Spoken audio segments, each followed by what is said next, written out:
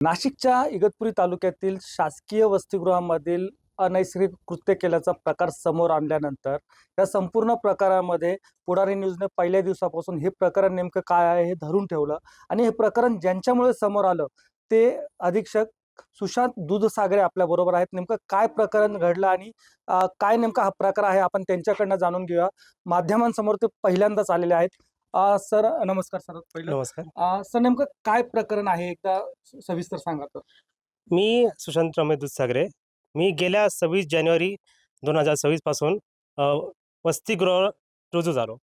रुजू अजून गेल्या काही महिन्यापासून हे 7 एक महिन्यापासून हे प्रकरण घडत आलेले आहे। हे काही मला कल्पना नव्हती। गेल्या आता पोरांचा आजार टॉयलेटला दुखणं, जेणेकरून त्यांच्या पोटात त्रास होणं, हे मला काही आढळून आले। आढळून आल्याच्या नंतर मी 24 तारखेला पोरांनी मला सूचित केले। 24 तारखेला सूचित केल्याच्या नंतर मी माझे अध्यक्ष रमेश गांगुर्डे, माझे वरिष्ठ ते मनोज मोरे आणि संजय थोरात यांना सूचित केले। सूचित केल्याच्या नंतर त्यांच्याकडून मला दमदाटीचा प्रकार केला की म्हणे हे प्रकरण कोण तू सांगितलेस, मग तू तुझ्या चौकटीत राहून काम करायचं आहे, तू नवीन आलेला आहे। तर त्याच्यामुळे ते दमदाटीमुळे मी घाबरून गेलो। त्यांनी फक्त आले, ॲक्शन काहीच केली नाही, मला वर धमकायचा प्रयत्न केला। त्याच्यामुळे मी घाबरून गेलो। मला पोलिसांनी ही माहिती देऊ नका तुम्ही। पोलिसांनी माहिती दिल्यामुळं मी काय केलं, मलाही शेगावला माझी वाईफ डिलिव्हरीसाठी मला जायचं होतं। त्याच्यामुळं मी काय केलं, त्यांच्या पालकांना सूचित केले। ते योग्य ठरलं मला, कारण की यांच्या दबावामुळं मी कोणाला वाचतच केली नाही। त्यांनी धमकी दिली होती वरिष्ठ अधिकाऱ्यांनी। त्याच्यामुळं मी पालकांना सूचित केले। पालकांना सूचित केल्याच्यानंतर मग हे प्रकरण त्यांनी पोलिसांना सांगितले। मी सांगितलं होतं की त्यांना पोलिसांना सांगा म्हणून। मग याच्यामध्ये तुम्ही पोलीस स्टेशनला आले त्याच्यानंतर तुम्ही मग अधिकाऱ्यांशी चर्चा केली का या संदर्भात नेमकं काय प्रकार झाला? अधिकाऱ्यांचं मला फक्त डायरेक्ट आरोपी म्हणून सध्या केलेलं त्यांनी, कारण की ते म्हणतात की तू सांगितलं नाही, कारण की मला वरतून दबाव होता त्याच्यामुळे। ह्याच्यामध्ये आता तुमची नेमकी भूमिका काय असणार आहे? आता माझी एकच भूमिका असणार आहे, जर प्रकार जर मी उघडकीस आणतोय, जे मी साध्य करतोय, जर मीच जर गुन्हेगार ठरत असेल तर मग प्रकरण कसं काय कोणी ओपन करणार, कसं काय सिद्ध करणार? मग संविधानामध्ये असंच लिहिलेलं आहे का, जे प्रकार जर गुन्हा जर उघडकीस आणण्यास जर तोच आरोपी ठरत असेल तर मग प्रकरण कोणी उघडकीस आणणार नाही। मग वरिष्ठ अधिकारी ते दमदाटी करताय, पोलीस पण त्याचा आरोप करताय की गुन्हेगार आहे। मी काय गुन्हेगार दिसतोय तुम्हाला का?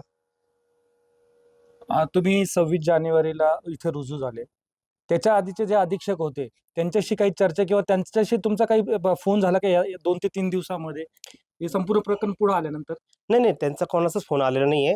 आणि ते का बरं सोडून गेले, कशासाठी सोडून गेले, मला त्याच्यातलं काहीच कल्पना दिली नाही वरिष्ठ अधिकाऱ्यांनी। मग का 6 महिन्यापूर्वी का बरं काढलं त्यांना, कशासाठी काढलं, त्यांचं पण एक जबाब नोंदवलं पाहिजे। मला ही भूमिका आहे।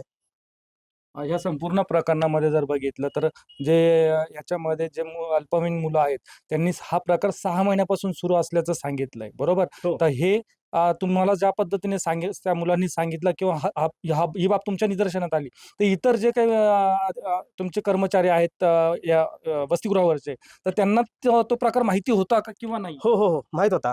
हे मी पहिले कोण होते अधीक्षक, ते प्रकार त्यांना माहीत होता। दुसरी गोष्ट, गेल्या ते काही महिन्यापासून ते सोडून गेल्याच्या नंतर तिथं केअरटेकर म्हणून मनोज मोरे होते, संजय थोरात होते, ही कल्पना त्यांना माहीत होती। त्यांनी ते नोट पण करून ठेवली होती रजिस्टर बुकमध्ये, तरी पण त्याच्यावर काही ॲक्शन घेतली नाही। पोरांनी मला उघडकीस आणल्याच्या नंतर 24 तारखेला त्यांनी हे सूचित केलं होतं मला की आधीचे जे अध्यक्ष होते त्यांनाही माहीत होतं, तरी ॲक्शन घेतली नाही, कारवाई केली नाही। तिथले मनोज मोरे होते, संजय थोरात होते, रमेश गांगुर्डे सर होते अध्यक्ष, हे सगळ्यांना माहीत असून सुद्धा त्यांनी कारवाई केली नाही। हे सगळं पोरांनी मला 24 तारखेला सांगितलं, 24 तारखेला फेब्रुवारीला। बरोबर.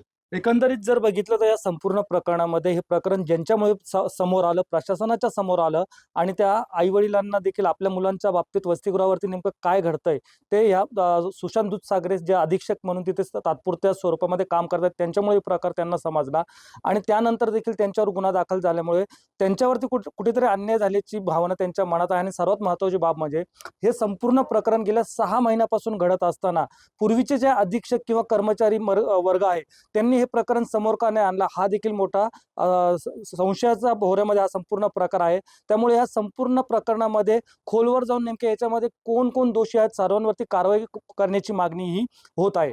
त्यामुळे हे प्रकरण नेमकं कोणत्या पद्धतीने पुढे येतं आणि कशा पद्धतीने याचा तपास होऊन दोषींवरती काय कारवाई होते हे पाहणं देखील पुढील काळामध्ये महत्त्वाचं असणार आहे. पुढारी न्यूजसाठी विकास काजळे, इगतपुरी, नाशिक.